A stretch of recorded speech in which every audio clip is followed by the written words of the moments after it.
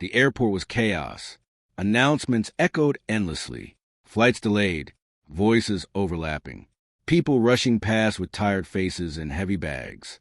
And in the middle of it all, one man sat completely still, near a tall glass window, tailored coat, polished shoes, a leather briefcase by his side.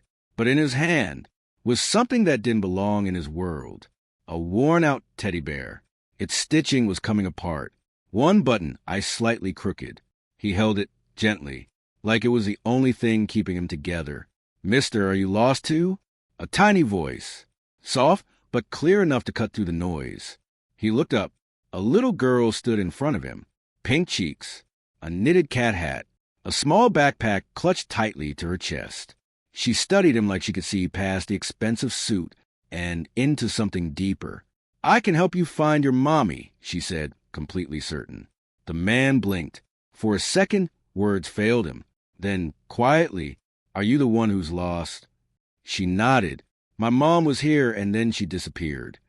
No panic, no tears, just honesty. He hesitated. This wasn't his world. He should call security. Walk away. Stay out of it. That's what men like him always did. But then, she held out her hand. Small, warm, trusting, without thinking. He took it. "All right," he said softly. "Let's find her together." They moved through the crowd. The girl walked with purpose, like a tiny detective on a mission. "First, the candy shop," she said. "That's where we were." He followed. People stared. A sharply dressed man holding hands with a little girl. It didn't look ordinary, but for once, he didn't care. They searched everywhere. Candy store, food court, arcade corner. Nothing. The girl paused. Her smile slipped just for a second. Then she fixed it again. "Maybe she's looking for me too," she whispered. He crouched slightly, meeting her eyes. "Maybe," he said gently. An airport staff member approached. "Sir, is she your daughter?" Time froze. Logic said no. Truth said no.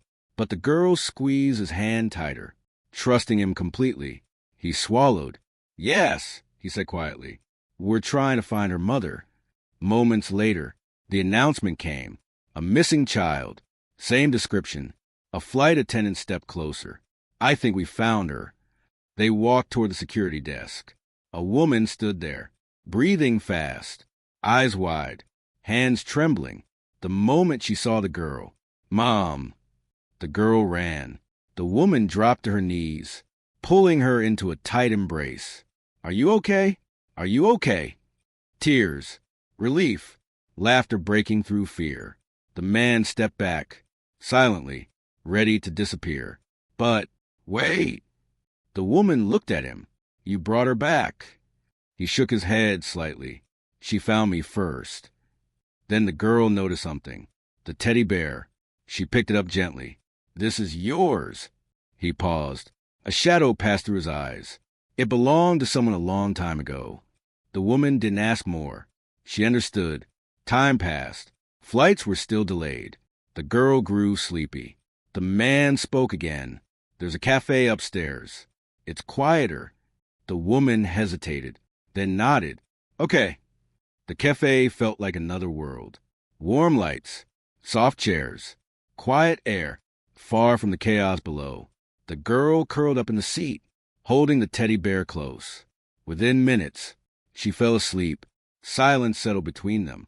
Then, "Thank you," the woman said softly. He nodded, then said something simple, but powerful. "You're doing a good job." She froze, because no one had said that in a long time. Later, a staff member approached.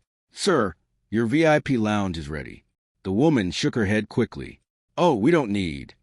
But a sleepy voice interrupted. "Hot chocolate with marshmallows?" The man smiled. "Yeah," he said. "They have that." They went. The lounge was calm, warm, peaceful, the kind of place where the world felt slower. "Let's play," the girl said, placing a checkers board down. "Winner tells a secret." The man smiled faintly. "Deal." She beat him, easily, twice. "Your secret," she demanded proudly. He leaned back, thinking. Then, "When I was your age." I used to hide cookies under my bed. She giggled. Why? I thought no one would find them. Did they? He smiled. Yeah, the ants did. Laughter filled the space. Real laughter. The kind that heals something you didn't know was broken. Later, half asleep, the girl handed him something. A small cookie. I saved it for you. He didn't eat it. He wrapped it carefully and kept it. Morning came. Flights resumed. Portland flight boarding. It was time. I don't know how to say this, the woman said, but thank you for being kind. He shook his head. You didn't need saving. Still, she whispered. The girl hugged him tightly. Will you come next Christmas? He smiled softly. I'll try. They walked away, lost in the crowd. On the plane, the woman opened her bag. Inside, the teddy bear. She smiled. No note, no explanation, just a quiet promise. Back home, the man sat alone again. Same silence, same room, but something had changed. He opened his laptop, paused, then typed bedtime stories, and hit send.